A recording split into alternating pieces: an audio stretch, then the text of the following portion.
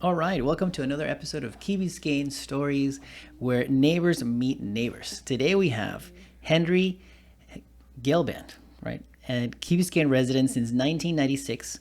He was a professor of pediatrics, focusing on cardiology with children. He's also a veteran who was a Marine from 1959 to 1965. Henry, how are you doing today? Thank you Fine, for thank you. joining us on the show. Enjoy being here. It's funny. I met Henry when we were looking for apartments in Key Colony, and then he was casually enjoying a nice cigar in the beautiful afternoon in one of the amazing gardens of Key Colony. And that's when I saw his hat, and I had to approach him to thank him for his service, and that's how we started a conversation.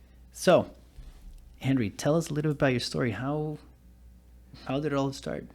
Well, I was born in Vienna, Austria in 1936.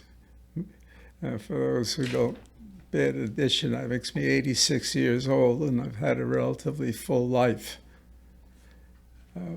If you recall, Austria was annexed by Germany, the Nazi regime, in March of 1938, and the war, World War II, didn't initially start until September of 1939. So for that roughly year and a half, my whole family was oppressed by the quasi-Nazi regime in Vienna.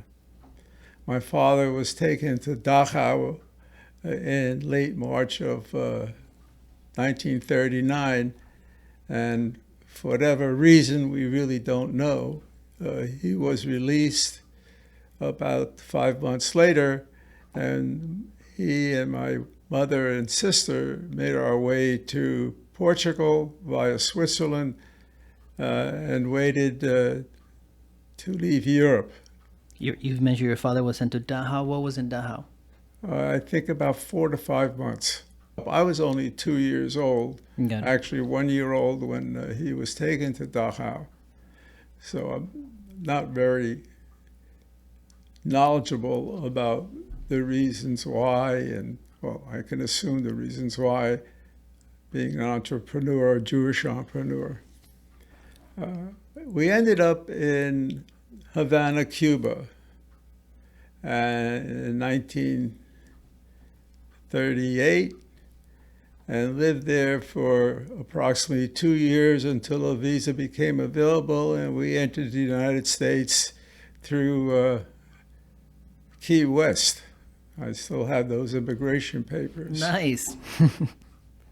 Make a long story short, we eventually ended up in Newark, New Jersey.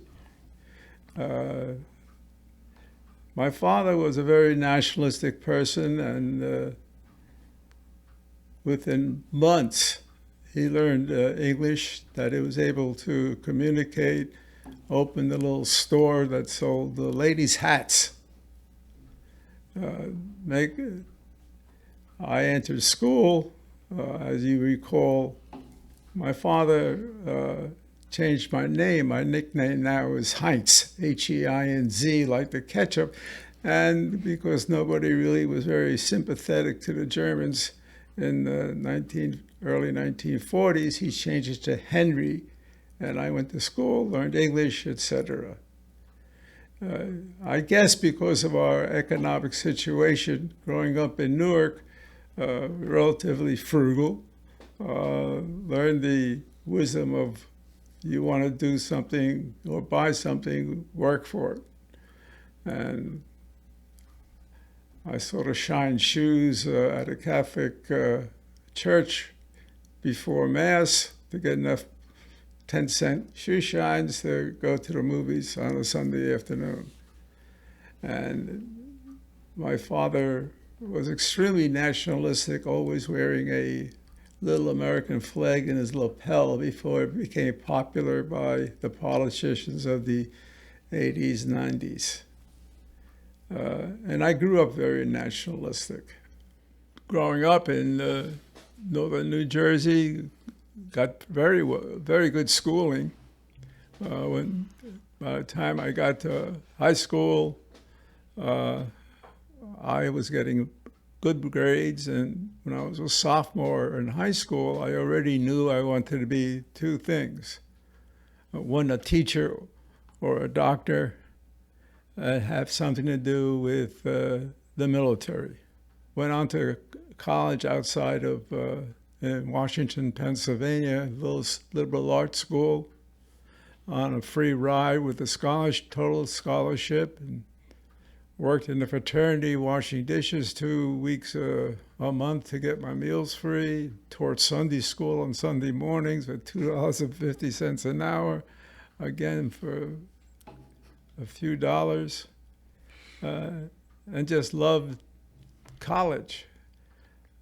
Growing up in northern Jersey, I was sort of street smart, and I was able to become president of a fraternity and get into medical school also on a totally free ride through scholarships. One of the interesting things is that medical school for me was $880 a year. Today, it's University of Miami, I believe, is in the $50,000 range. Incredible. I use that as a comparison of what people are going through today trying to get an education.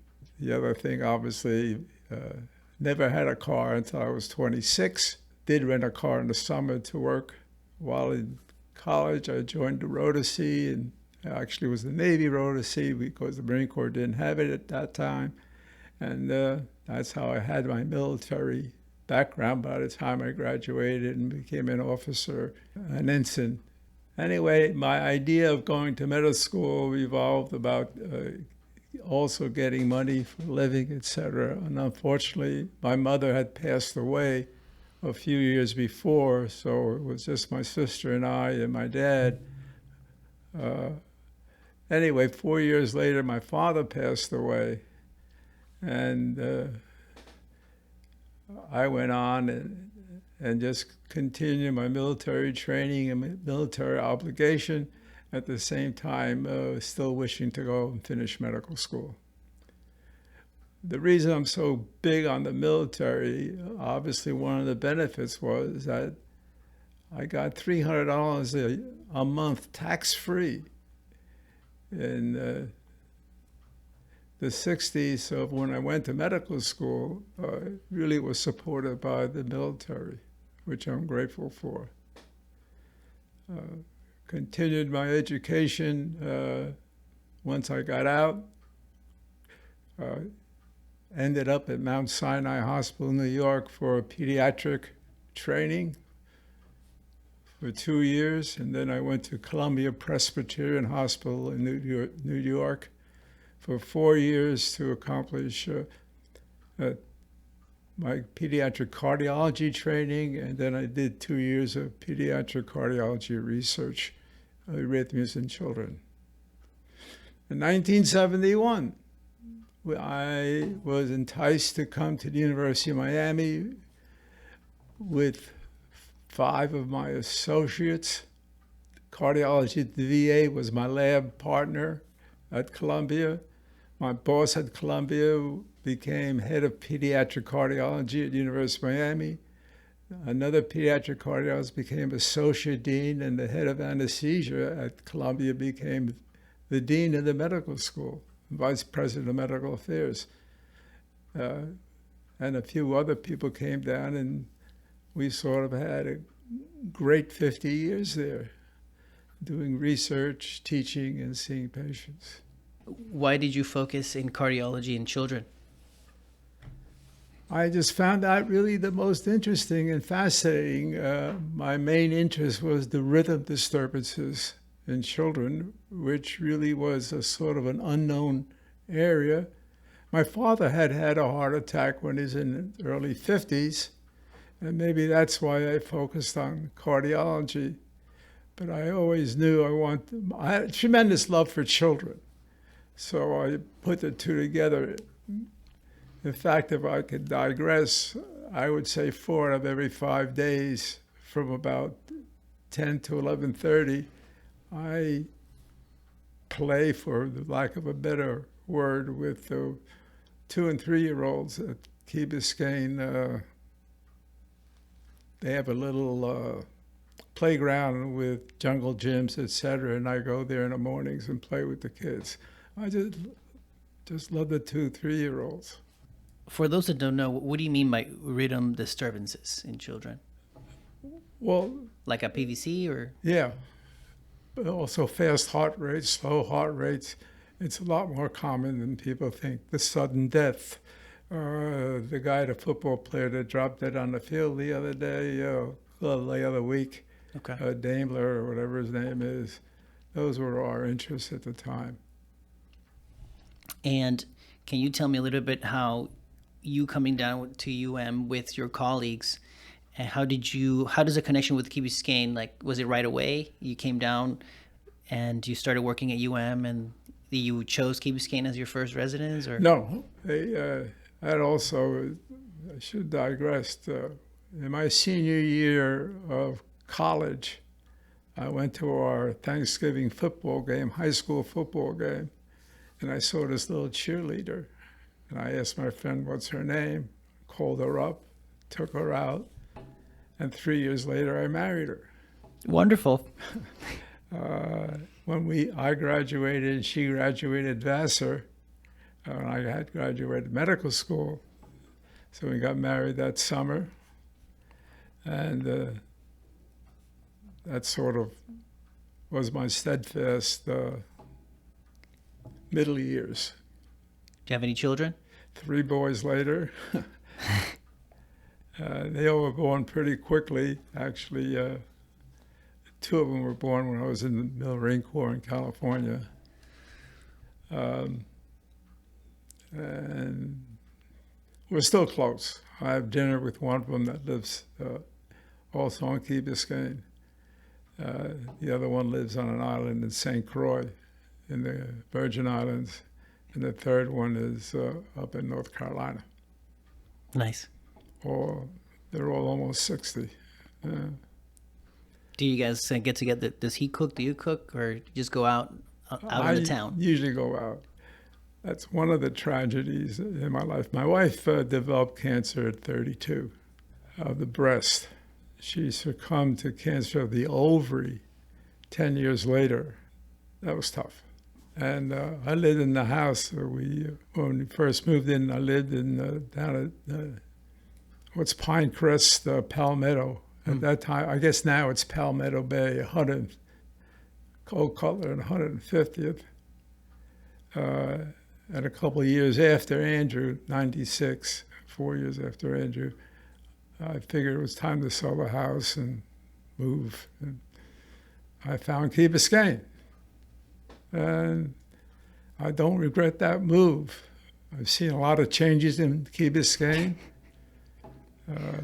both good and bad. Obviously, I love the influx of the younger families.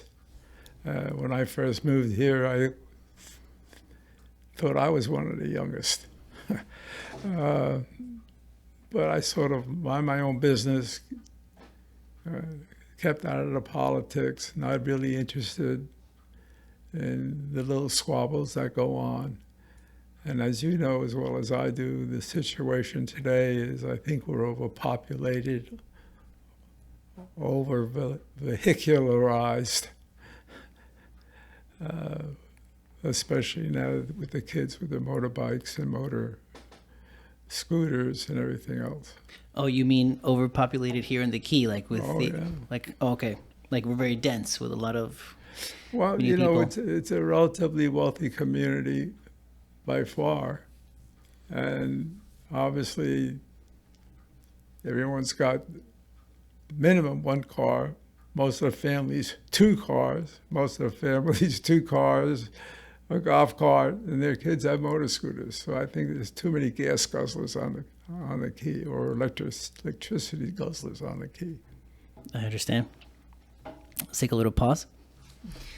Well, I gave up driving at night because I don't see these kids or people. I really don't. On their bikes, scooters. Okay, it's tough. It's tough. It's tough. Let's take a little break. Yeah. So we're moving into politics, but which is fine. We talked. You gave me a great breakdown of your history. We talked a little bit about your service. We're going into the key. Should I ask you about anything in particular you want to talk about regarding politics? Because you also mentioned you wanted to share your sentiments on like the situation. National. Yeah. I can ask you about that. Well, you can ask me. You mentioned this is the land of opportunity, and I think I'm a great example of it. Coming to the United States. Also the whole Cuban population to me is very intriguing. Because if you think of what has happened since 1960, that it's true, within 20 years, by 1980, they had their own newspaper, Spanish newspaper. Here? Yeah. In Miami? Miami. My radio stations, accountants, banks, education people. I mean, yes, the very bright and richest came from Cuba in 1960. But it's an amazing exodus from there and immigration here as a group. So there is tremendous opportunity. And now in 2020, you look at it, they run Southern Florida, economically, politically. And I think it's an amazing thing that this land, I hope they appreciate it as much as I do. And I think that opportunity that they gave me and others like me. Okay, perfect. So I can ask you about that, and then you could respond in a similar fashion. I know, I love it. That's why, yeah. But let me ask you first. So give me 3 seconds. Sure. So you mentioned about U.S. being the land of opportunity. What did you mean by that exactly? Well, if you look at my history and history of other populations that have come to the United States, most, if not all, have succeeded. I guess the best example in South Florida would be the Cuban exodus from Cuba in 1960. Within 20 years or so, there was Spanish newspapers, Hispanic banks, Hispanic lawyers, doctors, radio stations, TVs, etc. And I think that people should understand that this is a land of opportunity. You can achieve an awful lot with very little to start with. There's so many avenues of scholarship available, dollars available, forgetting the government with subsidizing everything and everybody who really needs it. It is a true land of opportunity, and I would wish that everyone really took advantage of it. If you really look at the history, when I got out of the service in 1965 and Vietnam was just starting, the national opinion of us veterans at that time, especially against the make love, not war population, veterans, disabled veterans were spit on, never welcomed, wouldn't get jobs, etc. And today, I look forward to people stop. The reason I wear my hat is I look forward to being stopped by people and saying thank you for our service. It's an appreciative thing, and it's just it was my way of giving back for what the states gave me. I can get more emotional about it, but I don't think I will. I don't think it's appreciated as much by the general population as it should be. I'm with you. I think that every opportunity that I get when I see the hat, it's to thank you for your service, because in my eyes, it's like you're putting your life on the line so that we can continue to do what we do in this country. Well, put it this way, I didn't have to put my life on the line. I mean, the closest I came was in the hills of Guantanamo with the Cubans up on the hill and the Marines down the bottom of the hill with only 6 rounds of ammunition. That's the truth. We had some lieutenant colonel who kept saying, requesting attacking.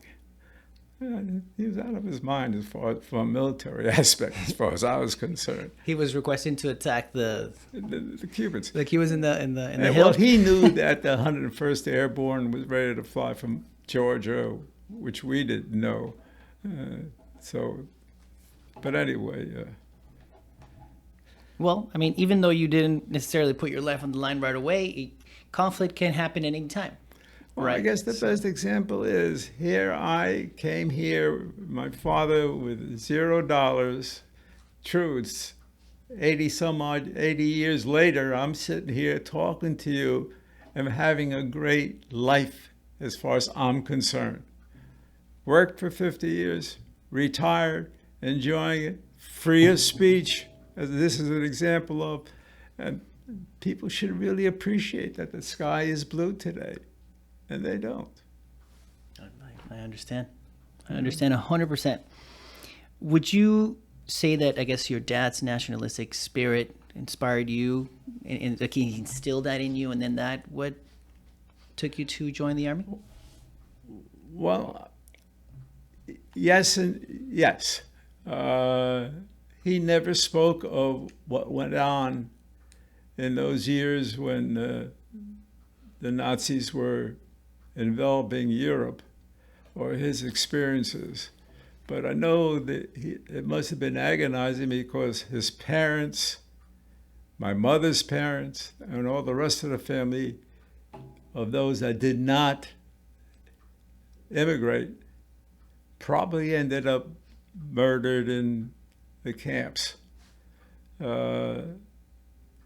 He supported the war. We rarely talked about it, but I think that was his way of trying to separate his life from what was going on. I just grew up very independently then. He went to work every day, especially after my mom died, because he went to work every day, and I was growing up with my sister, and I was 13, she was 14 and a half, and we just had each other, and we had to make do. So I was relatively independent in formative years. As a teenager, I used to take my father's car when I was 15 years old, illegally, and drive. I knew it was wrong, but I wanted to be the big man on the block, so I picked up some of my friends and we went around until the police caught us. Didn't do that again. All I did, my father just had to look at me. I knew I would never do it again. So yeah. You grew up fast. Very fast. I think we had to. I think a lot of kids had to. Don't forget, kids were going into the war when they were 17, 18 years old. Today, 17-year-olds doesn't care about anything except can he get a joint on Friday night or go to a bar and meet a nice lady. I mean, times were different. Times were different. I don't think they're much better, but times were different. So going back to your time in Guantanamo, is there any stories that you replay in your mind often about what happened? Maybe something funny, maybe something serious, something you could share with us? Well, as you know, military operations take time. Good example will be the Gulf War. We announced it. We're going to go to the Gulf in Free Kuwait, and yet it took us 6 months just to get there. And it was the same thing at Guantanamo. The rest of our ammunition and stuff got there anywhere from 10 days to 6 weeks later. Obviously, Khrushchev sort of stopped his aggressiveness there, took out the rockets. So the Seabees built us a little shack on the beach. And for the next 4 weeks, all we did was sit on the beach and drink beer. Who's a CB? Yeah, it was swimming in the Caribbean. Swimming in the... But when you mentioned who built you the shacks? The CB, the construction battalion. Okay. Yeah, they took built sort of like a Quonset hut, put a bar in front of it, and you see 1,000 Marines sitting on the beach drinking beer. I mean, things were cheap then too. Oh God, cigarettes were $1 a carton. It's a penny apiece. Wow. Well, that's the military. They've got special rates, but penny apiece. And That's when I started smoking cigars. Because I think they were 2 cents or 3 cents apiece. And originally, the mission of going to Guantanamo, what was the original? Because of the tension that was happening? Yes. Khrushchev was sending missiles Yeah. to Cuba, and Kennedy declared a blockade. We were there Friday. Kennedy made his speech in the blockade on 3 days later on Monday. And in case there somehow was a fire action anytime between the blockade ships and the Khrushchev ships, etc., it would have blown into a little escalation. And that's still a threat. I don't know if I'm a hawk today. I know I'm happy we're sending tanks to the Ukraine, but I don't know what's ever going to happen between us and Russia, or us and China, or us and North Korea. As long as you got crazy people in the world, I don't know why we can't leave. Excuse me. How old are you? I'm 35. Do you realize in your 35 years, that's a relatively long time, Mm-hmm. there hasn't been more than maybe a month when one country wasn't shooting at another? Think about it. Around the world. Around the Conflict. world. There has been Yeah. conflict nonstop. Yeah, you're right. I mean, go back to the Vietnam War. Since then, it's been going on. Outside of Korea, which ended in 1953, truce has never been signed. Or a truce has, but a treaty has never been signed. With the North Koreans. With the North Koreans. And that's 70 years ago when it was over. 1953, exactly. And since then, outside of that area, we've always been there. We stuck our nose some places, and some other countries are sticking their nose. The Middle East has been going crazy for how many years? Turkey and the Kurds. I mean, go anywhere you want. No. South America, Central America. People don't understand. The world's so beautiful. Why shoot each other?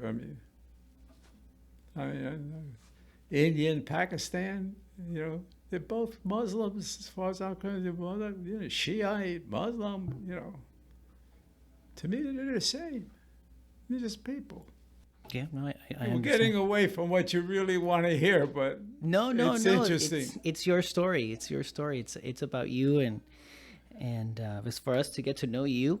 Well, if I have any true message, I would tell the 10 to 15-year-olds, be strong, be wise, do 3 things every day.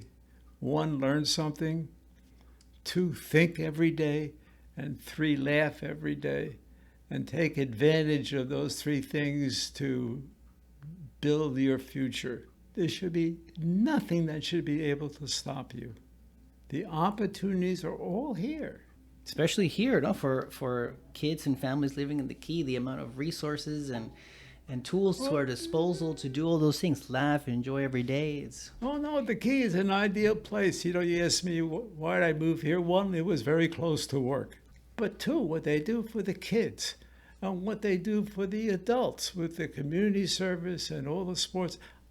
I had baseball teams when I first moved here. I coached baseball teams. Nice.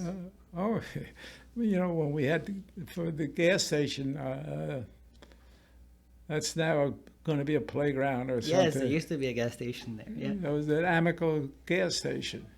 Oh man, I don't remember the name, but I remember there being a gas station, just like there used to be another supermarket where CVS is. Yeah, that was started with a K, I think. King Kong or something. I don't know. No, like I say, growth is growth. You can't, things have changed and they're going to change.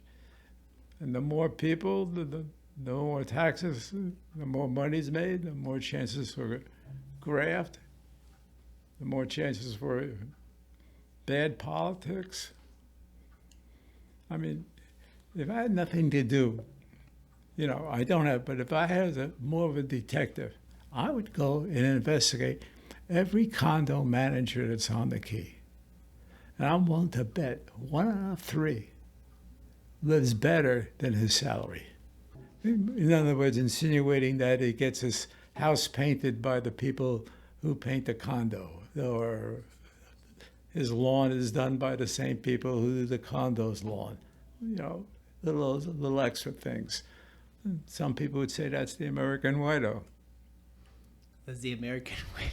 Yeah, it's tough. I mean, the story about these 5 Afro-American policemen beating up another Afro-American, it hurts me. I mean, I have no more love for Afro-Americans than I do for Italians, Asians, etc. But why? I don't understand it. Yeah. So, circling back a little bit more on Key Biscayne and your love for the community and for children and your work that you've done there with your studies in cardiology. And so your life here in the Key, like you've been here since 25 years. For 25 years. So you said you've coached baseball. Yep. Have you done any other related community activities through your years? Well, I used to belong to the community and do my laps there. I used to swim back and forth, back and forth. No, I mean, I look at the calendar every day, and I just think it's amazing what the opportunities that all age groups on the Key have. And probably to me, that's one of the biggest aspects of the positive things that happen on the Key. On the other hand, why you have to pay 60 cents a gallon more at the 2 gas stations compared, that bothers the hell out of me. You know. I understand what you mean. Yeah. You know, and people that buy there obviously can afford it, but a lot of people can't. Yeah, it's not like the Key was like 25 miles away from the mainland. Are there other veterans also living in the Key that you mingle with? There's a lot of them. On 4th of July, Veterans Day, they have this little They do. thing. I'll be very honest. I don't go. I sort of stay home and do my thing by myself. I do that with the tragedies I had, my wife's death, my mother's death. I don't have to go to a place of worship and with 40 other people. I just try to keep those things to myself. Yes, they are. There's a nice group of veterans here. They're very active. They really are. And veterans' wives, too. Okay. Yeah. And I hope it's not dwindling. I guess we'll have to. That's my fault. Like I say, I'm not one of these I'm not a joiner. That's fine.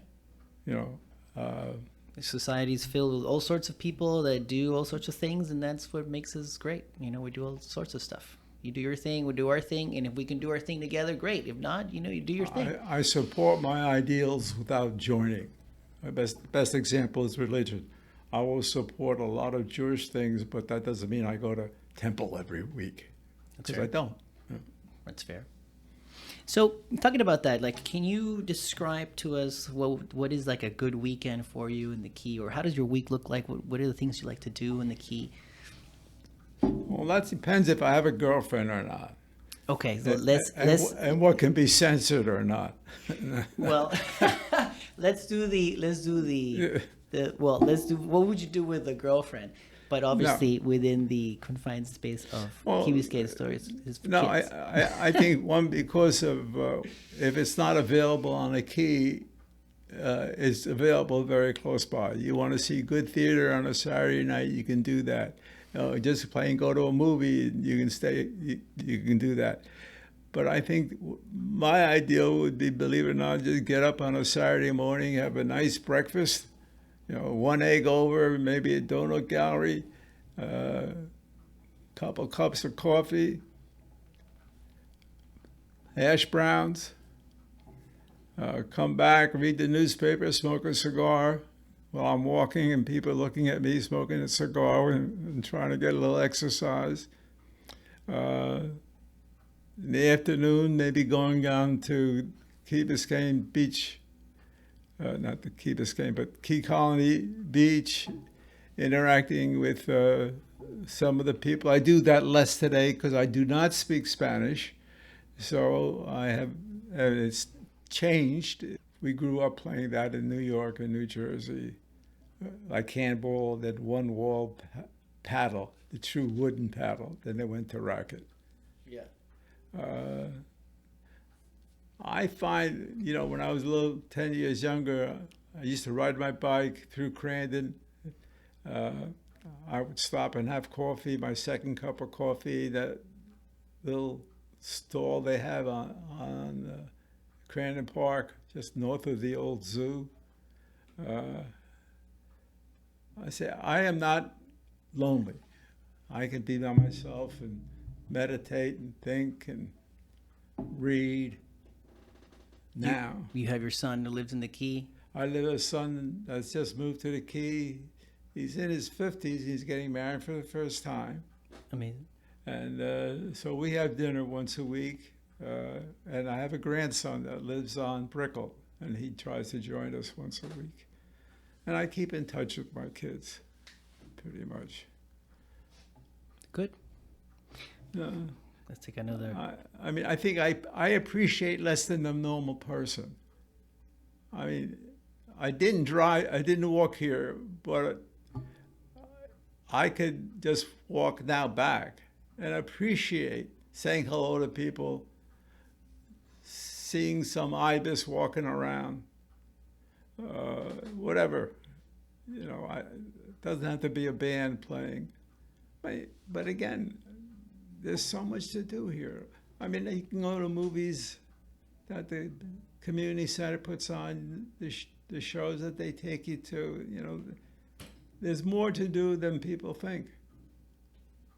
They should if you are involved, you check the calendar, you see the Chamber of Commerce calendar is active. You have the community center, you have the village, you have a lot of ways to see all the things that we're doing. And if you are on top of it on social media and on the websites, there's a lot of things to do. Yeah.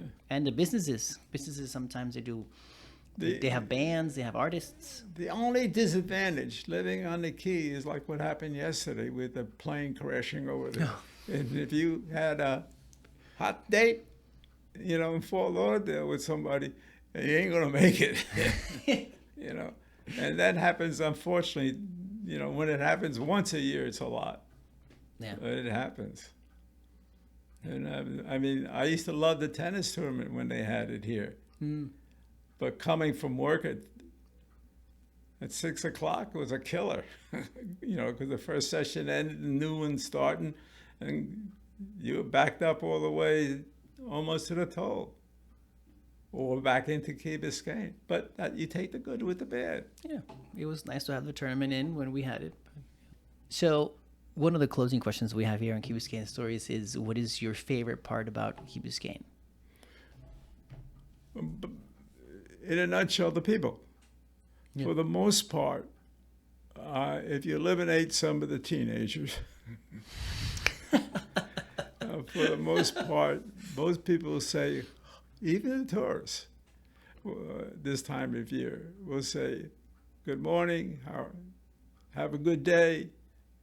The ability to get anything you want on the Key that you may need, be it food, clothes, electronics, whatever you need is available. Then I guess also the closeness to the mainland, that if you have to go off and fight the traffic in downtown Miami, you're relatively close. Like I said, one of the reasons I moved here is to be 12 minutes from my job for the last 20 years. The atmosphere.